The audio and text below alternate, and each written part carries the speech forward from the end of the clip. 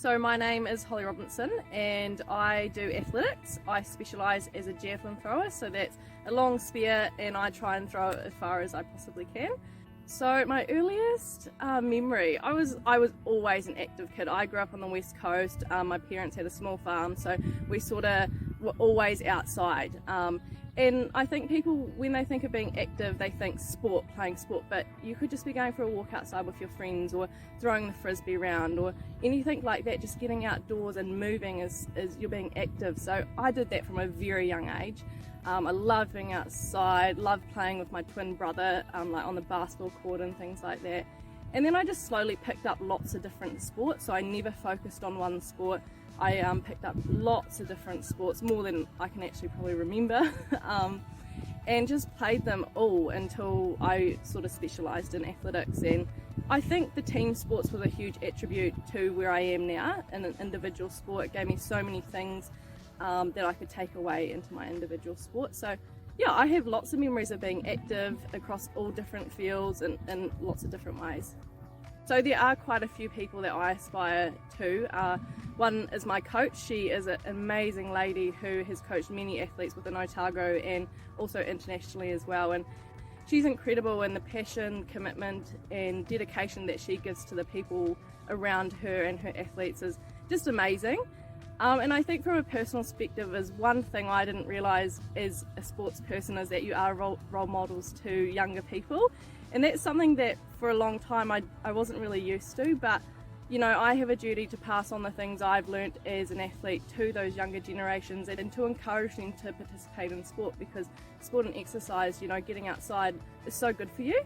And I love having that aspect of sport that you didn't realise that you'd actually have, is just being that role model to younger kids.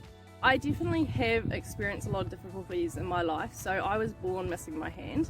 And so growing up, there was a lot of people who doubted me or thought that I couldn't participate in sport, which was a real struggle when you're a young girl trying to figure out who you want to be in life. And I got to a point where people were like, you can't do that, you can't play netball, like how are you meant to catch a ball? And it was really frustrating. And I sort of surrounded myself by people that did believe in me and those people that wanted to support me. And that was a huge turning point, was having that positive talk, those positive people around me to do whatever I want. And now I'm a world record holder, and you know, a lot of those doubters, it sort of shows them that anything is possible if you surround yourself by the right people, and really just go for it, go for your goals, go for what you want. I think when you're coaching with someone or coaching other people that you know, it's important to understand what they need and what they want as well, because everyone has goals. Like I say, when I coach some of my training squad, you know, we're all here for the same reason. We're all here to get better at something on the track.